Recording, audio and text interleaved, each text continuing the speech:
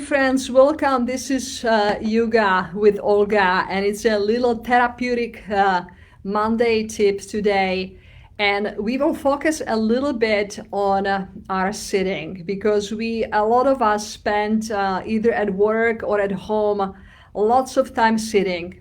And so I would love to introduce you to some natural curves in the spine that we can recreate as we are sitting so that we actually support the spine instead of just putting it in a place that it's more harmful for us.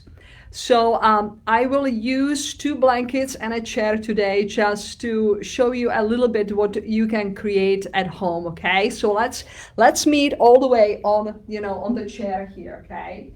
So usually when you ask people to sit down, we just kind of end up all the way in the back of the chair. And you can see that whole back is curved, and just even my lungs and my guts, all of it is actually stressed out because there is no space. I'm actually creating the shortage there.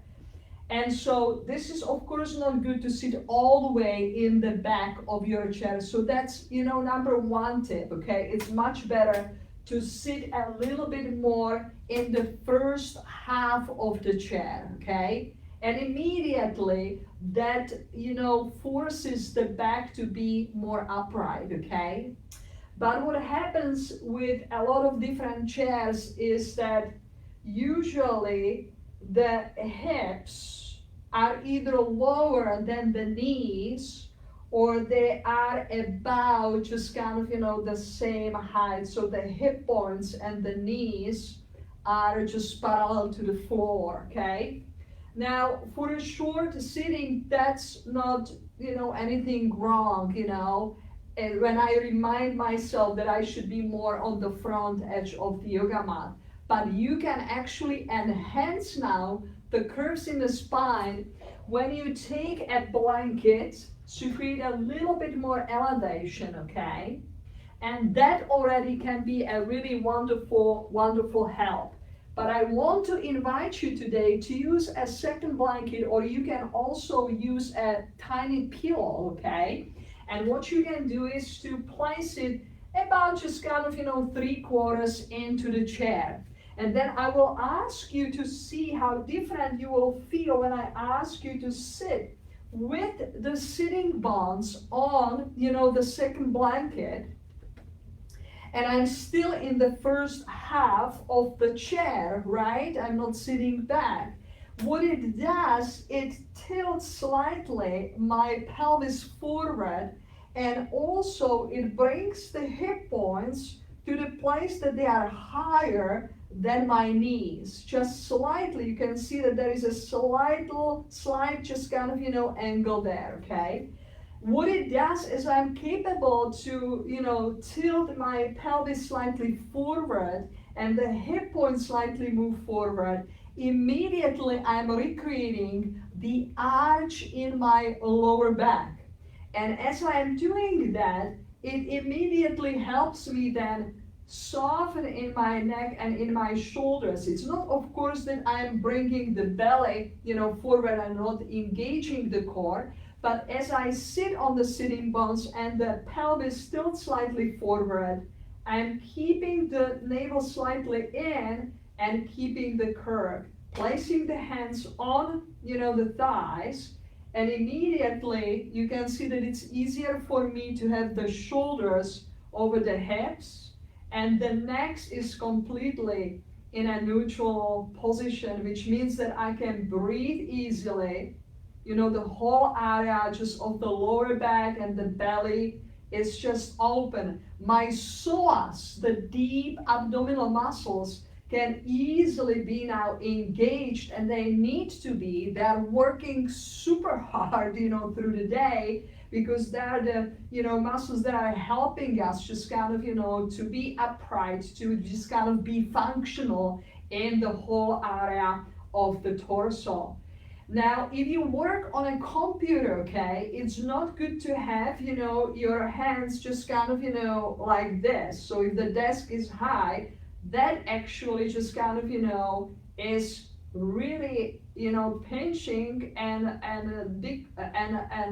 creating just kind of tension in my neck. So it's much better when you have your arms slightly just kind of, lower, that the keyboard is right here, because that helps me to relax just kind of, my shoulders.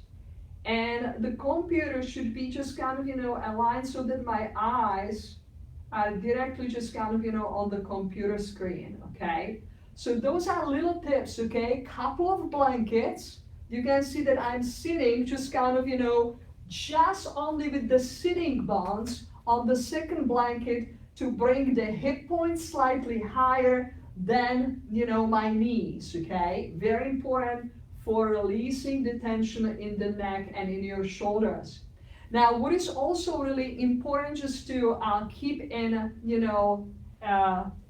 mind is that we are not really designed to sit, more than really 50 minutes, So you really need to move after 50 minutes. I would suggest even just kind of, shorter period of time if you can, but at least just after finish 50 minutes of, sitting, you need to stand up, walk a little bit, and let just kind of, your joints and the spine to a little bit just kind of regroup, okay?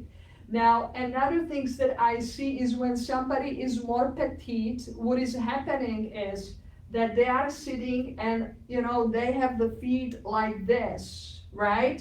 So again, just kind of what those folks needs to be just kind of important is that you have some support under the soles of your feet, okay? So I would use either a small box or, another blanket or so. That's especially for people who are just kind of, petite, okay? That you can have some support under the soles of your feet.